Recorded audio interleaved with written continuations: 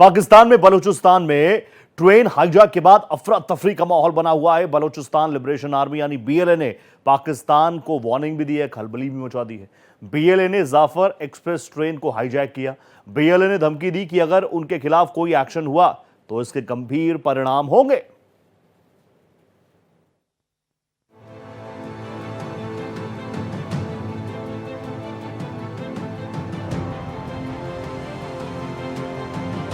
पाकिस्तान अपने कुकर्मों की सजा भुगत रहा है। पाकिस्तान ने जो बोया उसे ही काट रहा है। ये तस्वीरें इसका जीता जागता उदाहरण है। बीएलए यानी बलूच लिबरेशन आर्मी ने पाकिस्तान में कोहराम मचा दिया। बीएलए ने जाफर एक्सप्रेस पर हमला कर उसे हाईजैक कर दिया। बीएलए का दावा है कि 182 पैसेंजर्स को बंधक बना रखा है और 11 पाकिस्तानी सैनिकों को मौत के घाट उतार दिया। ये हमला क्वेटा से पेशावर के रूट में बोलान जिले के माशकाफ इलाके में हुआ। जो जैसा बोता है वैसा काटता है, वही आज पाकिस्तान के साथ हो रहा है।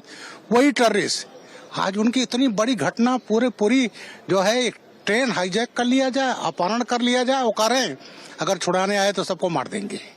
तो ये पाकिस्तान ने जो किया है उसका कर्म ये भुगत रहा है, उसका फल भुगत रहा है। बीएलए ने पथरीले इलाके का फायदा उठाया। यहाँ 17 सुरंगें हैं। इसके चलते ट्रेन की रफ्तार को धीमा करना पड़ा और जैसे ही ट्रेन धीमी हुई बीएलए ने धावा बोल दिया।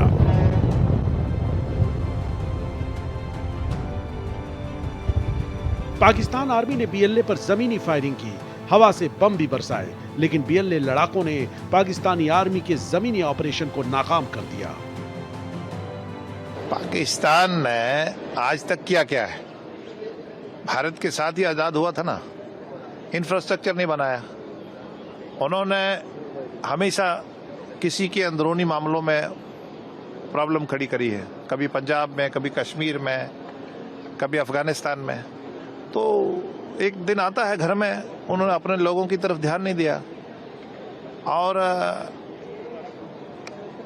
उनको तो जमहूरियत के लिए फाइट कर रहे हैं बलोच।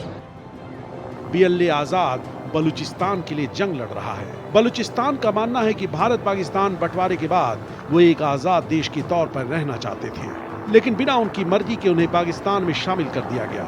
बलूचिस्तानियों के साथ पाकिस्तानी सरकार ने बुरा सलूक किया। यह हमला भी उसी आजाद बलूचिस्तान का नतीजा है। ये बड़ा डेलिकेट ऑपरेशन होता है, हॉस्टेज रेस्क्यू।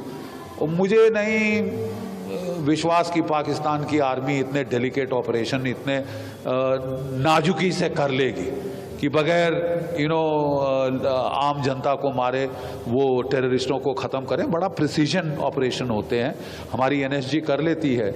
लेकिन पाकिस्तान की फ़ौज का स्टाइल है कि वो रंगत दिखाते हैं, वो अपने F-16 ले आएंगे, तोपे ले आएंगे, टैंक ले आएंगे और जनता को, जनार्दन को उसमें कुचल देंगे बीच के अंदर। तो अगर ऐसा होगा तो पाकिस्तान में ही बवाल खड़ा होगा।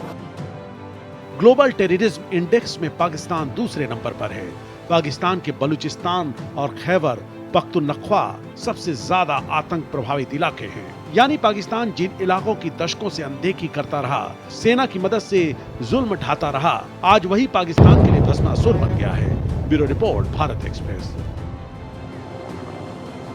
पाकिस्तान में एजेंसीज अपना काम कर रही हैं। इसी खास मसले पर बातचीत के लिए मेरे साथ इरशाद अहमद खान साहब जुड़ चुके हैं, नेता हैं पीएमएलएन के, और आपने इन चेहरों को लगातार देखा होगा टीवी स्क्रीन पर। सर, बहुत इस्तकबाल, स्वागत है आपका भारत एक्सप्रेस पर। शुरुआती कमेंट में आपसे चाहूंगा, अभी इस वक्त क्या कुछ चल रहा है, आपकी एजेंसीज किस तरीके से इस ऑपरेशन में आगे बढ़ रही हैं, और कब तक हम ये एक गुड न्यूज़ ही समझे कि जो लोग वहाँ पर फंसे हैं, जो यात्री वहाँ पर फंसे हैं, वो ठीक ठाक से आपने उनका रेस्क्यू करवा लिया? ये अपडेट आप मुझे दें तो। बहुत शुक्रिया। मैं पहले तो ये कहूंगा कि आज आपसे प्रोग्राम में मैं शामिल भी हुआ, लेकिन एक अच्छा दिन नहीं है पाकिस्तान के लिए, पाकिस्तानियों के लिए, हमारे लोगों के लिए, क्योंकि जो कुछ हो रहा है ये कभी हमने सोचा भी नहीं था कि हमारे मुल्क में इस तरह दहशतगर्दी करेंगे लोग।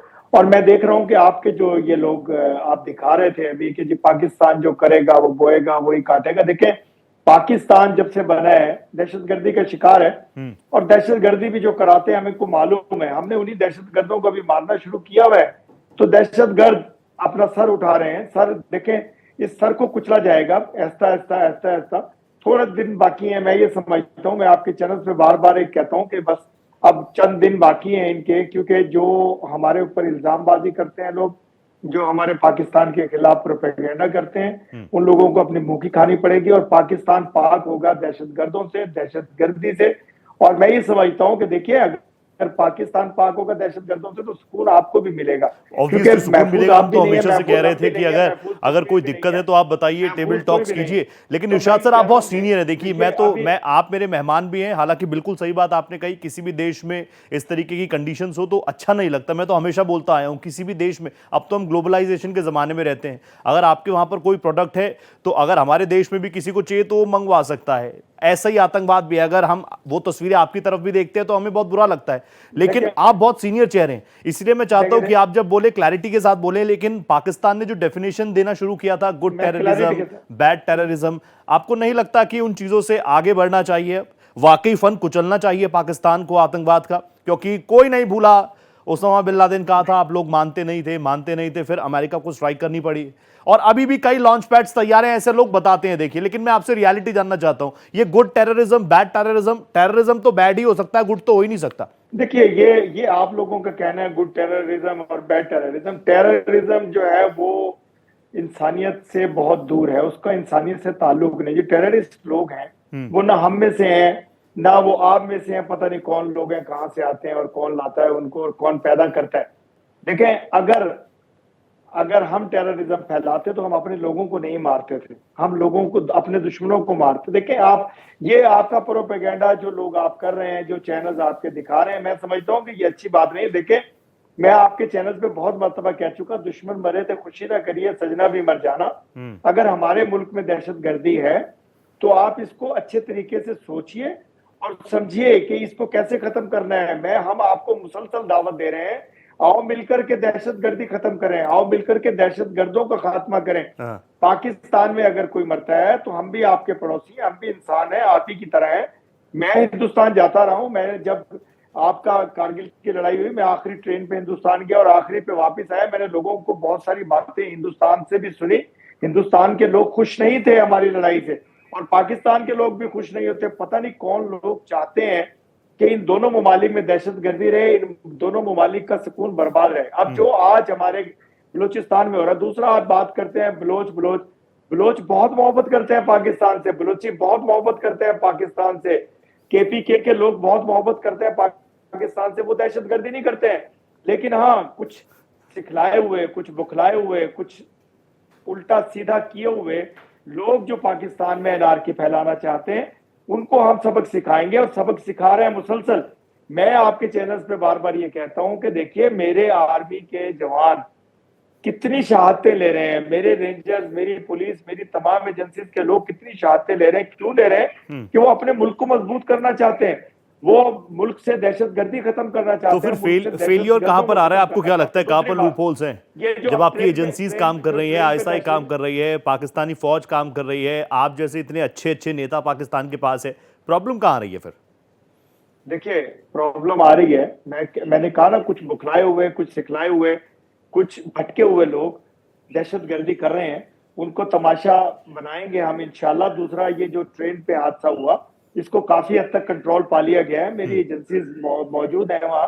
इन्होंने, चूंकि एक अंधेरे का फायदा, मैं कहूंगा अंधेरा उसको कहते हैं कि जहां ना पानी हो, ना गैस हो, ना बिजली हो, ना रास्ता हो, ऐसे जंगल में इन्होंने हमला किया निहत्थे लोगों पर और निहत्थे लोगों के साथ जुल्म किया।